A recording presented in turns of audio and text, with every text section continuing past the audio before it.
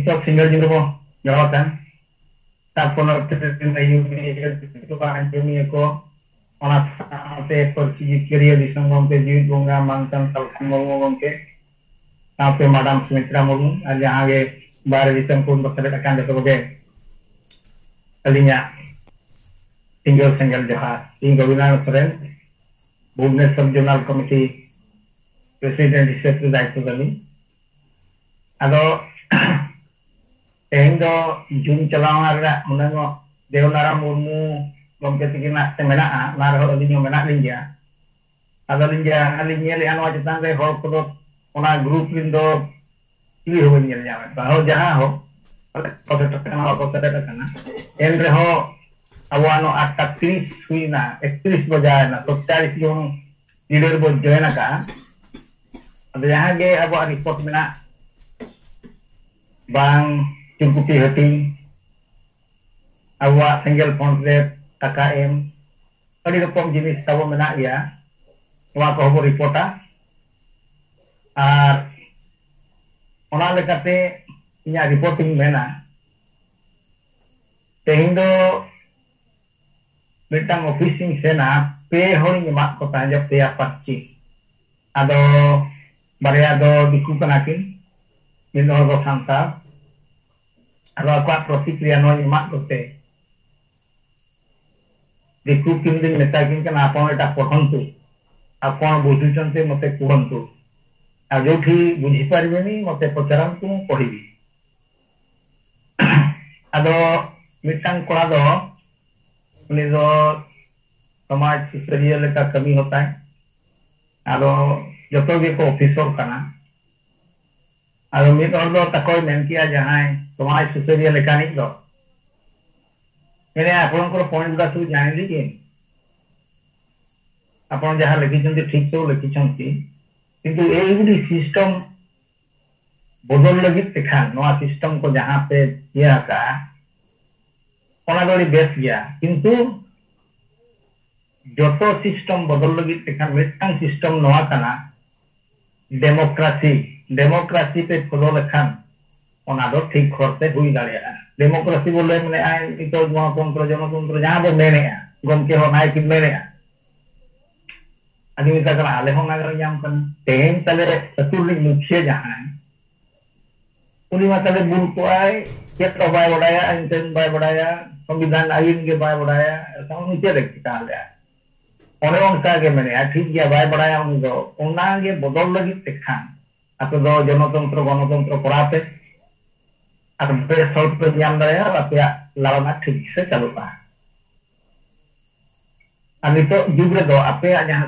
मेरा अपया व्यवस्था जहां हमारे ओलकन एनखान ओना राजनीति लेका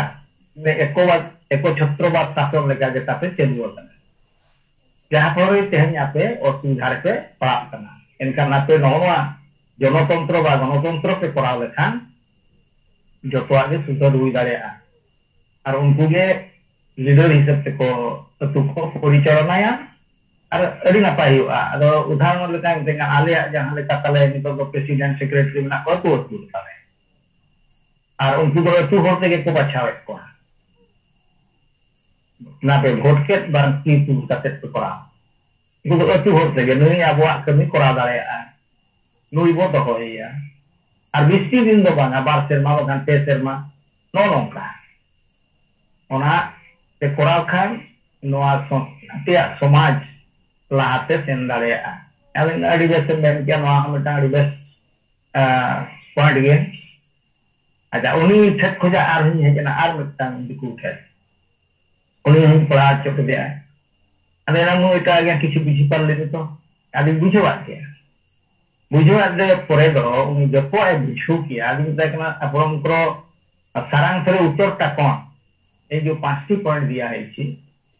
अगर मन यार नोआ चितान के तो जतो के बदल दरकार नोआ को बंचा लगी तिखान उनी जहां हेड उनी तो बदले दरकार गे अदो नोनो का माने बारिया दिकु बिया उत्तर दो और आबो को होर जहां उनी हो मेरा नोआ तो आबो को जरूरी कान गया बदल दरकार कान गया बाबो बदल खान आबो समाज दो नोका के ताहेन तो नोनो का चक्री जी होर दो बुझू दाड़ा दिकू एने सानताल एने यार जहां जे उनको तो बुझेवत गया और कमेंट को एमेन गया नो आदो नापाय कान गया आदो अबो मेन कथा ते गमके मेन हिसाब ते अबोरिन हर दो चक्री जीबी हुयो कि बुद्धि जीबी हुयो कि अतु दिसम रिन हर को हुयो बा अबो हबो इहरेगा जतो लीडर को वो मेने अबोरिन हर दो बुझेव दो कटी अड्डी स्लो ते को बुझेवा और दिकू दो पढ़ाव तरा बुझे आपे दो नोआ नोका ते हाना हनकाते एनखान दो हुयुआ ओने उनका कथा और उन्हें दिकू दो मेन के आया आपे आदिवासी मा नितो हिसाब लेखान मा 99% maka 90% मा न्यू काते पे भूतल को करा बड़ाई कना उनके और डेवलप हुआ चले जाते किंतु जहां जे आपे बेसर मेना पेया आपे जदि जनतंत्र गणतंत्र हिसाब ते पे बाछा हुआ एनखान दो डेवलप दो मस्त हुआ अदो नोंका उइहर बिचार उनकुआ को अदो दिnya रिपोर्ट हिसाब ते तो तेई नोंका रे ᱧᱟᱢ लेआ लजा हो पेया पार्टी के ᱧᱟᱢ दाड़ा ताहे जो नोंका को प्रतिक्रिया ली ᱧᱟᱢ किया अब नितो सेकेंड लिंग मेना अब दो अड़ी सुरु मुटुन नित दो छुटो वतना पर्ची हटिंग हो देवाल लिखन हो ओना साथे अब जहां तबो पर्ची हटिंग रे तहन कान गया नो मीटिंग मेन के लगा मजी बदल अतु बंचा नोआ दो नितो अड़ी जुरसुर के चलु मार बड़ा दाड़ा कान गया तो नितो दो गोटा तेणु नोआ अब अड़ी बेस माध्यम गमके ᱧᱟᱢ आकाद बना नोआ माध्यम तेगे अब बो कुरुमुटु लेखान परिवर्तन दो मस्ट हुयुग गया अदो नोना रे बो कुरुमुटु मा आ नितो को हाता बो नो एप्रिल मास 10 तारीख ना सेटर जरा कना पैसा को एम रे कथा nya बो लिस्ट कना पंचायत ब्लॉक तोरे ब्लॉक लगी ओना साथे जहां के पर्सनली बो लिस्ट कान जतो को गे नोआ रे पैसा लगी बो कुरुमुटु मा नोआ तली अलिया माने रिक्वेस्ट हिसाब से तहन कना और मुचेर लिंग मेना जहां के नितो अब बो सेलेक्ट अकान जतो को गे अब रिपोर्ट में बार बोले इदी मा पुलिस को आलो हुयो मतलब वो जहां के बो कबू का प्रचार प्रसार करते कि पॉजिटिव नेगेटिव ओना बो लय लेखान अड़ी नापायबा मातरे गमके जहां के बो सेलेक्ट अकान गमके तिकिन साथे जतो को गे लिया मुचेत से सेंगल जोहार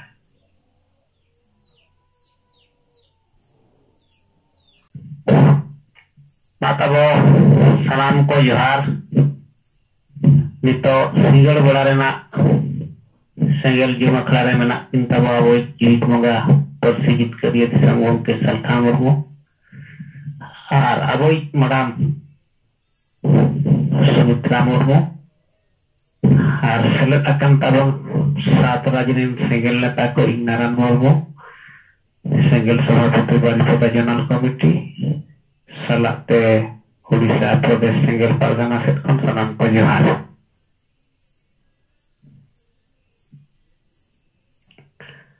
आदो नोय ताबो हा नितो जहां अबो नोआ एटम बम नितो मोटा मोटी जहां तिना हो फसा आका अबो एरिया वाई उनका दो सारस पना बोलक पति जहां तिना गे छोटे मोटे हाथ हुआ जतो हाथ रगे ना नोआ दो एक प्रकार हटिए कना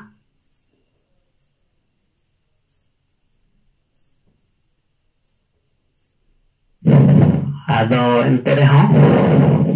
जहां फोन नंबर एम कना और जहां तिना मोटा मोटी नोआ रेना क्रिया प्रतिक्रिया जहां के छोटे मोटे के ᱧᱟᱢ आकाना मेनखान आबो नितो बो ᱧᱟᱢ या नोआ रेना जहां माने रोड रकाब लेकान केटेज उनका दो नितो जहां सेट खन दो बचुना आदो मोटा मोटी आबो नोआ पिछे तो नितो समाज ग्रहणिया ये सरीगे अतो तुरिन होला यहाँ लकना के संवैधानिक अधिकार को मजी तो चेते हवाई बढ़ाई करना चेत हवाई विचार दाड़िया गया उनका को तही अब मजी तो बना कोआ Ado nongka tedo no bang ganoa. Noa re tehen jaha ᱟᱹᱰᱤ ᱫᱤᱱ ᱠᱷᱚᱱ ᱟᱵᱚ ᱵᱚ ᱨᱚᱲ ᱟᱹᱜᱩ ᱟᱠᱟᱫ ᱱᱚᱣᱟ ᱨᱮ ᱥᱩᱫᱷᱟᱹᱨ ᱨᱮᱱᱟᱜ ᱠᱟᱛᱷᱟ ᱟᱫᱚ ᱱᱚᱣᱟ ᱱᱤᱛᱚᱜ ᱫᱚ ᱱᱚᱣᱟ ᱦᱚᱲ ᱠᱚ ᱵᱩᱡᱷᱟᱹᱣᱮᱜᱼᱟ ᱱᱤᱛᱚᱜ ᱫᱚ ᱥᱮᱸᱜᱮᱞ ᱡᱟᱦᱟᱸᱭ ᱨᱚᱲᱮᱜᱼᱟ ᱥᱚᱢᱟᱡᱽ ᱞᱟᱹᱜᱤᱫ ᱛᱮ ᱨᱚᱲᱮᱜᱼᱟ ᱵᱮᱥ ᱞᱟᱹᱜᱤᱫ ᱛᱮ ᱨᱚᱲᱮᱜᱼᱟ ᱱᱚᱣᱟ ᱦᱚᱸ ᱢᱤᱫ ᱯᱨᱚᱠᱟᱨ ᱠᱚ ᱵᱷᱤᱲ ᱴᱷᱤᱠ ᱠᱮᱜᱼᱟ ᱡᱟᱦᱟᱸ ᱜᱮ ᱯᱩᱭᱞᱩ ᱯᱩᱭᱞᱩ ᱠᱚ ᱫᱚᱱ ᱜᱮᱥᱮ ᱠᱚ ᱫᱚᱱ ᱠᱟᱜ ᱱᱟ ᱵᱟᱝ ᱵᱩᱡᱷᱟᱹᱣ ᱵᱟᱝ ᱵᱤᱪᱟᱹᱨ ᱛᱮ ᱢᱮᱱᱠᱷᱟन ᱱᱤᱛᱚᱜ ᱩᱱᱠᱩ ᱠᱚᱦᱚᱸ ᱠᱚ ᱵᱩᱡᱷᱟᱹᱣ ᱠᱮᱜᱼᱟ तो सेंगेल जहाना गे रोड़े आबो समाज रना पंचाल गे रोड़े निया दो नवा एरिया करना चेहरा को होड़ा मिटंग जहां चेहरा ना लैंग्वेज ते को को येलोगो कना आबो सला रोड़ को रोपो को फोन फान को जहाना गे तो उनका जावले का बाय बचत कना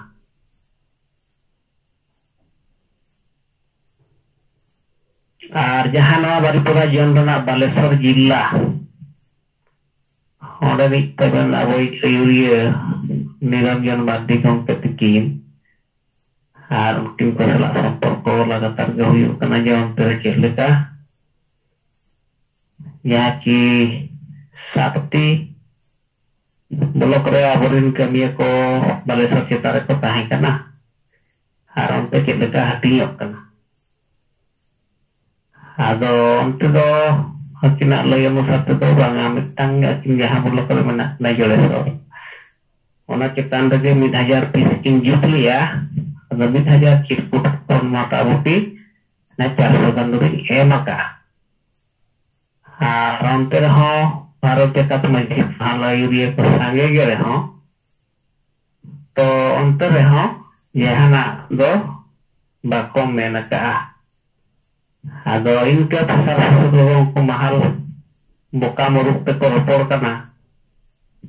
जे अबो नवा सिस्टम करना नवा को दर्शना है तो आदो नुकु तो मन इच्छा छेड़ ओड़ा को कान दुका मुरुक पे उनका को रोड़ और तीसरा सेंगेल से खंबाबन में ना का जे बंगा सिस्टम बदल कथा एजेंडा रना बिचेरो दरकार और तेहे आरो नुकु होर परिवर्तन करना कथा बन बिचेरी और नुकु दो आदो हने हमका हनना को रोड बड़ाया हर को समंग रे आदो एंते रहो ना दो उनका दो बाको रोड़िया तो उनको नितो तो बोई बोई नितो को बुझेवा नवा बिचेर तर संगे होटन सेटल लेका उनको यूरिया को कथा हम बाई करनी आदो माताबो नोनका नवा चेतना रिपोर्ट और दोसा रिपोर्ट दो मिटन टेन सोशल मीडिया रे याम लेना फेसबुक करे को आड़ा बकता के आजे नुको कोड़बी महतो को मिटान करा बैनर ऑल कते पड़ा का जे जय करम जय धर्म को लगा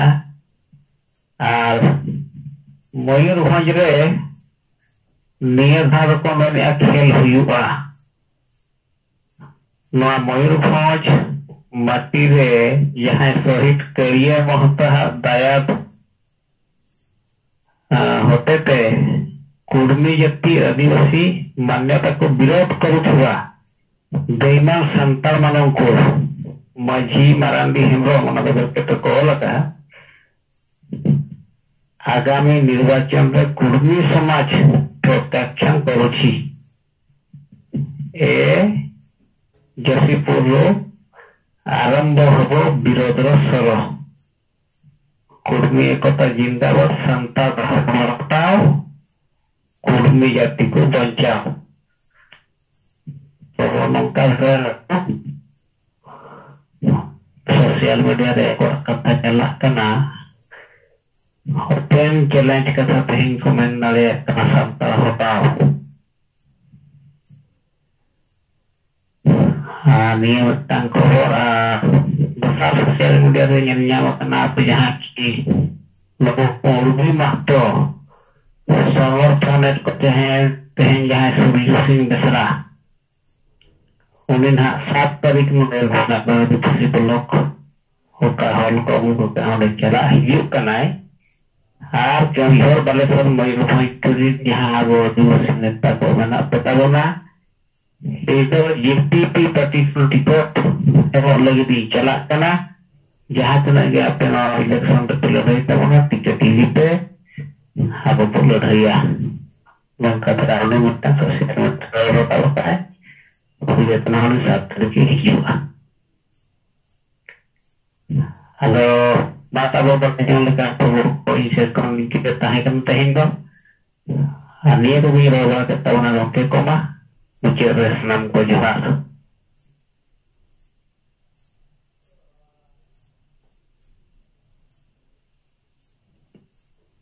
Johar adik serahawan oleh Naran Murmu asabun agam ya maagam tadi satu bicara komado kita bang atau Noa nita Noa single beda jam meeting deh प्रसिद्ध जितकर यह दिसम उनके सलखन मुर्मू साथ है कमतरन सेंगल नेता कक्कता और भारत दिसम नेपाल भूटान बांग्लादेश जत्ता को इन पाटा से कोई साय सरहा और सेंगल जहाज अतः उनके थोड़ा रिपोर्ट लिखाते हैं हम बल्ला Open atau Hajaribag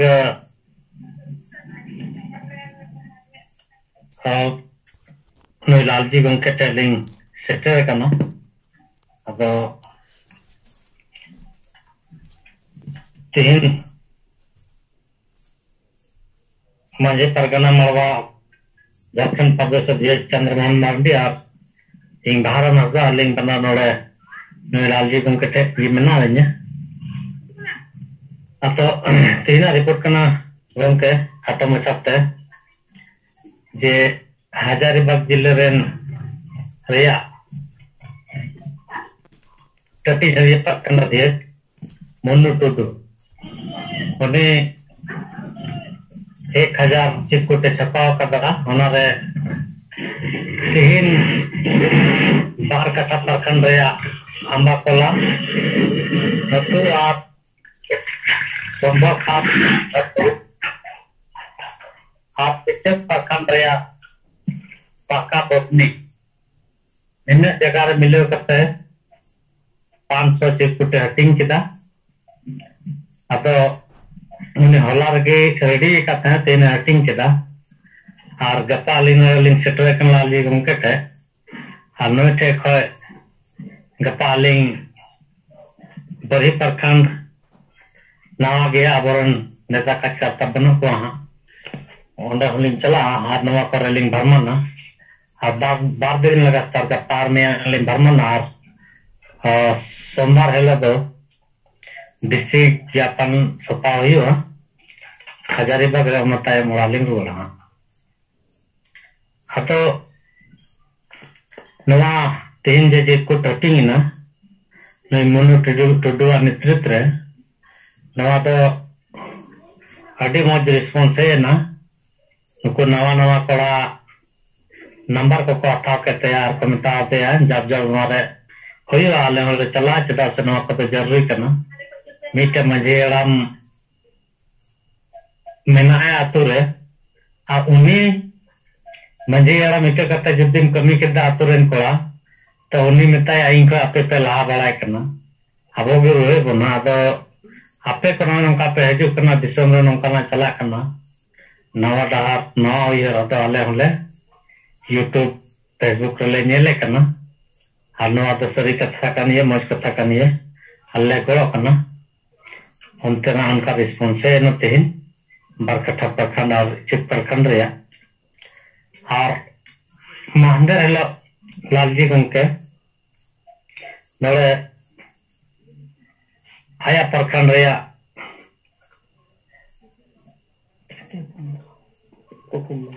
पंदे अतुरे चिकोटे हटिंग लेदा आदो नवा हो अभी मज तहेना और नवा चिरकुट टिंग कते नुको गलमराव को और चिरकुट रे जतना ऑल कना नेल केदा को अदो मांडे को लहारे को तैयारी करते हैं जे नवा 45वें स्थापना दिवस जे में होला हजारीबाग को मनाव केदा उनारे चला रे तैयारी तहे लेना लेकिन नवा जे कुटे हटिंग केदा दुरु कते देखावा को लया को है अदो उनको को बुझो करते नुको जे में पार्टी गाड़ी भेजा लदा उना गाड़ी हम बको होला ना बको दुरुलना मेंदा कर नुको तो सरीगी नेता को गद्दार गया अब चलते बको कमी दा नुको प्रोग्राम रा मान चला छे उनका नोना रिस्पांस नहीं लालजी उनके से कोई नाम है ना अदो नहीं को पता मचा रिपोर्ट ले करते कि तो हाथ तो को सिंगल जहाज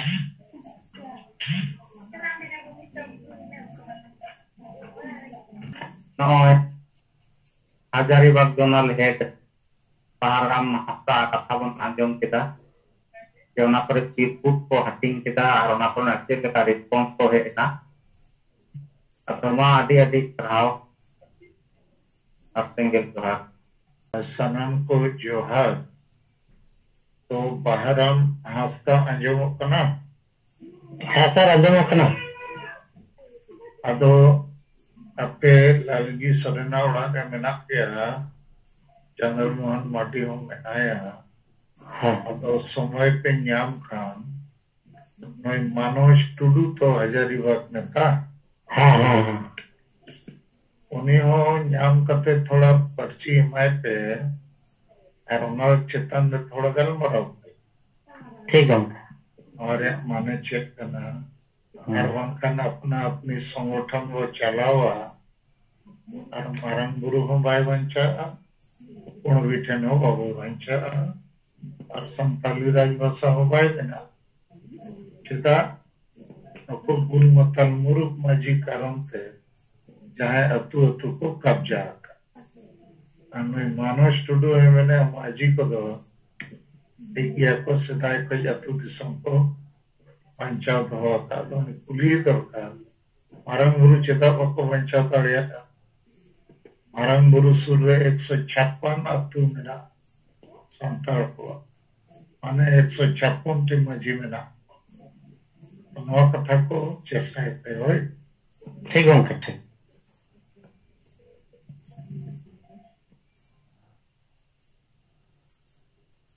तो जोहार ये सुनाराम सोरेन संगेल दिसम परगना कोरली जमशेदपुर खन तो एक लारे अब प्रति जितकरिए जीत मंगा सरकार मर्मू सलाह पे या राजरिंग सनाम संगेल नेता अच्छा को इंस्टा पे कौन गुणमना करा जोहार तो तेरा रिपोर्ट लेकर तेंगलो सोलागोड़ा रे हटिंग करना 500 टी गन 5 महीने 50 टी और अब मारे नेता करो हेमरोम 50 दिन बगिए कहा दिया और उन्हीं सला नवा को दिक्कतें करमराव की ना अब नितोगा सिंगल संदेश माजी वो बदल को अतु वो बंचावा अदो नवा रे एलान पॉडकास्ट से नो चलावा कना ले किया और आपको अतु रे कथा हो ले किया आपको अतु दो बोडाम कना ओंडे किया माजी मेना को और जतो किया माजी ना लायक गया को और पढ़ाव करते हो मारे जुग रे मेना को और आज से कौन 5000 गान नवा चिरकुट छपारिया जिम्मे हटाओ किया पहला दोसर दो करंडी रे 50 गन हटी ना बस स्टैंड रे और उनारे प्रतिक्रिया हो आदि पॉजिटिव किया और अबोरिन दुश्मन थोपलिंग और को फेनो एना जहाँ रे प्रतिक्रिया दो ना तुरंत बाय नाम सलाते फिर टिकरी बेड़ा लगभग जोंडा गोड़ा आतुन चलाव लेना तो मिट्टी ओड़ा रे जहाँ लेका के सर्चिंग ओडोक किया उनका कमेंट किया ना ना तो ले न्याम का आदो नवा दो दिसंबर रेको न्याम का आदो उनको हुलुक पुनी को चलाव लेता है आदो नवा पर्ची ओंडे हुलुक पुनी रे ओंडे चला का को ले किया और उनका ते नवा जे माझी बदल ले अंदे उनको दो को बढ़ाए न्याम का नवा को रेमो गलमराव भी बन गया माझी बदल दिया गपल मराव अदो अबुआ नवा सेंगल संदेश दो आड़ी ठीक चला कना अदो ओनाते नवा रे कमी स्पीड बढ़ाव लेखान गे नवा रे रिजल्ट अबो आड़ी कांडे बो न्यामा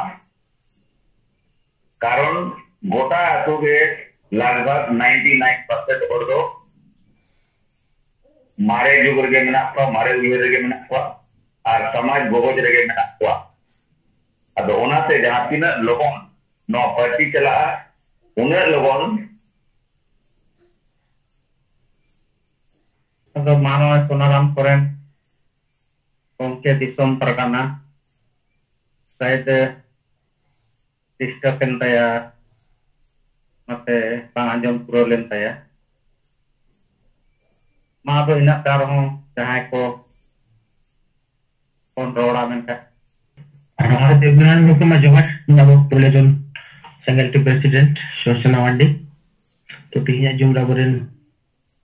पार्सी जीत करिए जिसम होंगे जे भगवतन सल्पन के साथ मैडम जारी सुमित्रा मुर्मू साथ जुमरे जो प्लावकन संगल बिचने सलाम संगल लीडर को इपाटा से खुना बुक मनाओ मनोज जोहर तो तिहिया अब जहां चिरकुट बिलोरिया कमी चला कना ना साथ देवाल लिखन तो उनका लेकाते नितो धाबित अबो जहां रिपोर्ट अबो तला रे हेज कना अबो नितो ते अबो ना जहां तिना जोन मेना सनाम जोन नाते 47,000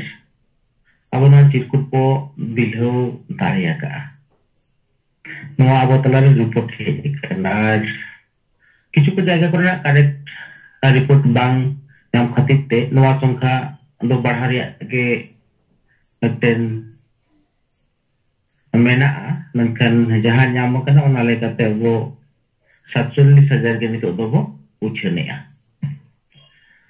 और नितो नवा चिरकुट तालाते सोशल मीडिया पर जहां बिचर को नेलोगो कना तो मिद बार हॉट बेती तो आदि सांगे होड़गे नवा को चिंताने साइलेंट मेना को माने नवा को चिंताने नुकु बाको रोड दारिया कना बखाज जो हा नौका नेल कना अबुना जेवन नवा हांडी ताहे कना बिरोध रिया से हांडी चोदर अबो समाज तला कोना सहारिया कथा बो रोल लेते जहां लेका मिटन बिरोध रिया जोड़ ताहे कना नितो तो नवा चिरकुट रेना बिरोध रे दो उनकाना कोनो आवाज समाज तला कोन बाय नेलोगो कना ओना लेकाते बुझे कना जे नितो दो अब समाज तला रेन होर नवा बिचार ते मोने रे मिटन चिंता भावना तो हेज ako kan gया जे सेंगल अभियान जहां रोडेआ ओले जहां बिचारे पासना होदा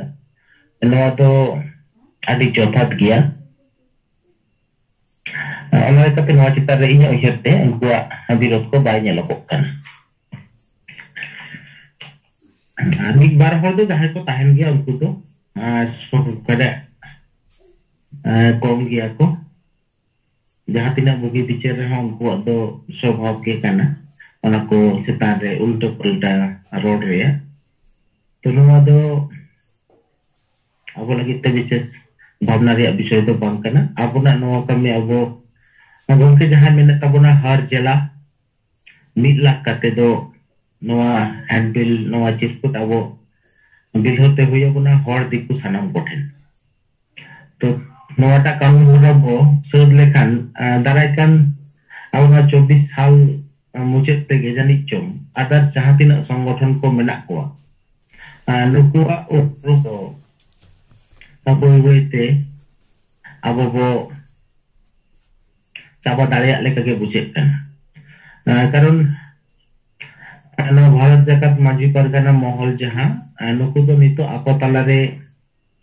आदि जोर एपेर हेंडे चुकुरी नाना रकम टाम्पुरियन चलाक कान तको नुकु को तालारे हनो आबोना बिचार को किछु दो को खुशिया कना किछु बांग खुशी नोंकना कारण ते नोंकना एपेर हेंडे को दो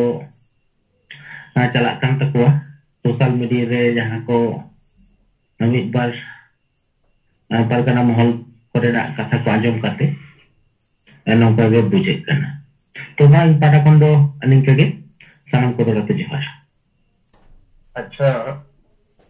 बंगाल रिन लीडर को होचे मिटन ट्राइब टीवी चला कांता है उनको अब आंडी छोटो बंदो कथा को इदी करते हैं बहुत को विरोध पड़ाला अब फिर वो जेरेट एक को ट्राइब टीवी इन मैनेजमेंट सलाह अपने लीडर को कलमराव किया अब ट्राइब टीवी जहां रायगंज उत्तर दिनाजपुर पर चेक खबर को यदि जहां को ठेन में ना जवाब